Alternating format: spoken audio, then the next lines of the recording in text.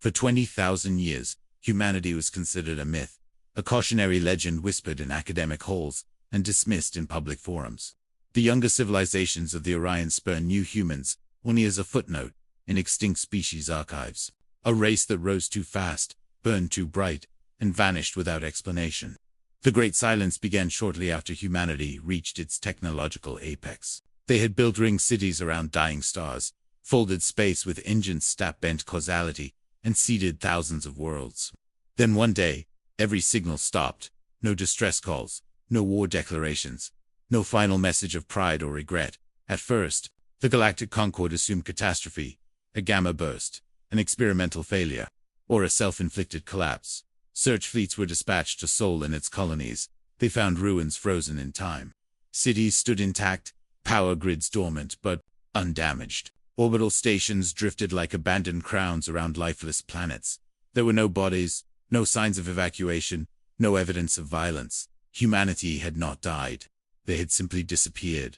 Over the millennia, theories multiplied. Some claimed humanity transcended physical existence. Others believed they fled the galaxy entirely. A few extremist cult states insisted humans still watched from beyond reality, waiting to judge their successors. Eventually, the searches stopped. New species rose, borders shifted, and history moved on.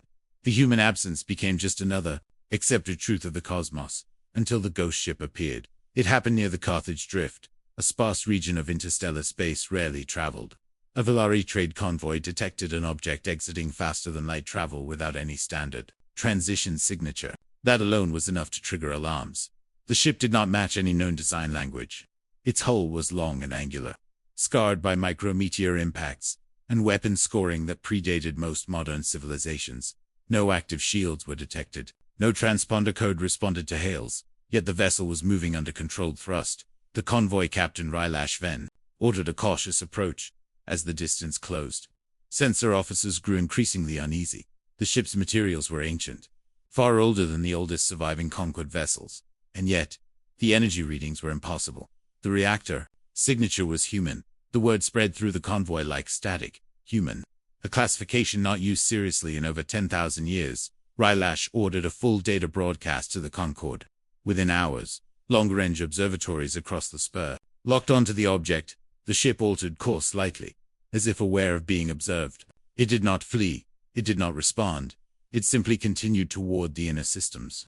When the first translated markings were decoded from the hull, disbelief turned to fear. The script was old, Terran standard, etched deep into reinforced plating, barely visible beneath centuries of damage. The name of the vessel was revealed. UN's Perseverance. Historical databases scrambled to cross-reference the designation. The result stunned every archivist who saw it. The Perseverance had been declared lost 19,800 years ago, part of the final Exodus fleet that vanished during the onset of the Silence.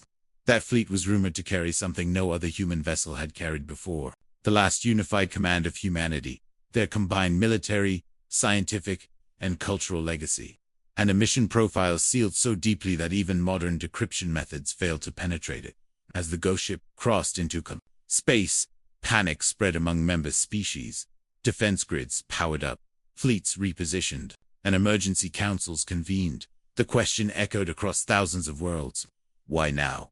Why, after 20,000 years of silence, the Perseverance slowed near the Aryan Relay, a neutral communication hub, for the first time since its reappearance. The ship transmitted a signal. It was narrowband, human-coded, and intentionally weak, as if meant to be heard only by those who truly listened. The message contained no words, only a time stamp, and a phrase repeated once. We have returned, and across the galaxy, ancient fears long dismissed as superstition stirred once more. The signal from the UN's Perseverance spread faster than panic ever could. Within hours, every major faction in the Galactic Concord had intercepted and verified it. The phrase was simple, unmistakable, and terrifying in its confidence. We have returned. No identifiers accompanied the message. No demands, no threats, no explanations.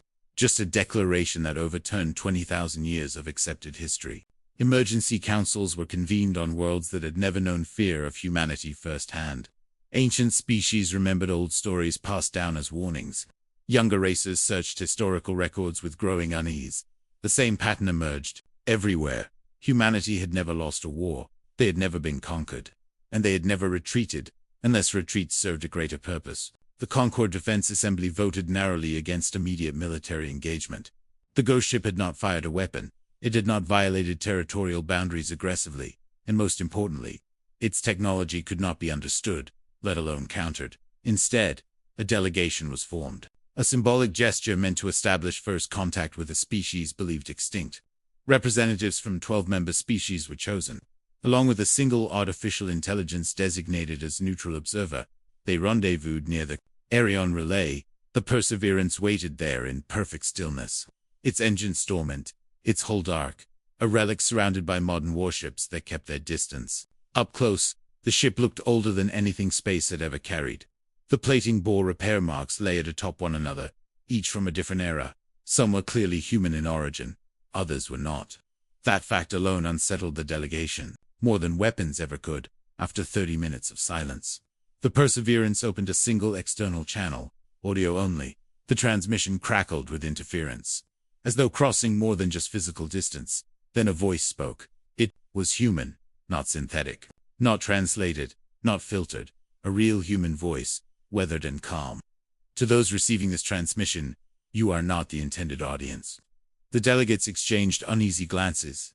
The AI observer flagged the statement as deliberate. Exclusion, not hostility, the voice continued. This message is meant for the dead. Several delegates reacted visibly. One terminated their feed entirely. Another began a silent prayer protocol. The voice showed no emotion. We are aware that humanity has been declared extinct. We allowed this belief to persist. A pause followed, long enough to feel intentional. 20,000 years ago, humanity made a choice. We encountered a threat that could not be defeated through force, nor reason, nor sacrifice. Sensor arrays detected a subtle energy fluctuation within the Perseverance. Not a weapon charge, something deeper, more controlled. We chose exile, the voice said, not from space, but from time. The AI observer recalibrated its models instantly. Temporal displacement on that scale was theoretical even now, and had been considered impossible during humanity's era, the voice continued. We sealed ourselves beyond causality, beyond decay, beyond interference. One delegate demanded clarification.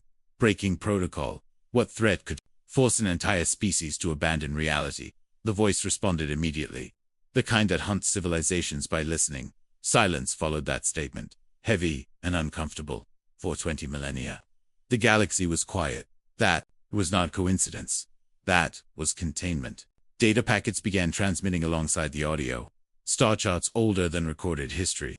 Gravitational anomalies that predated known cosmic events. Records of civilizations erased so completely that even their ruins had been consumed. These entities move between observation and absence. They are drawn to complexity, to communication, to ambition. The delegates began to understand the implication. Humanity's silence had not been abandonment. It had been a shield. We monitored from beyond. We waited for the galaxy to mature, to grow cautious, to learn restraint. Another pause, longer this time. That waiting is over. The Perseverance powered up internal systems, not weapons, archives, libraries, long thought lost. We have detected the same signals again. The hunters are listening once more. The voice softened slightly, and this time, the galaxy is loud. The final transmission followed, clear and unmistakable. We did not return to reclaim what we left behind. We returned because extinction is no longer an option. The channel closed. The Perseverance remained motionless. And across the Concord, one terrible truth settled in. Humanity had not been hiding from the galaxy. They had been protecting it.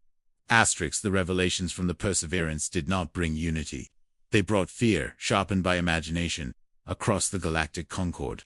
Governments argued whether humanity's return was salvation or catastrophe. Ancient species remembered fragments of half-forgotten warnings. Stories once dismissed as allegory resurfaced in classified archives. Tales of civilizations that vanished not through war or plague, but through attention.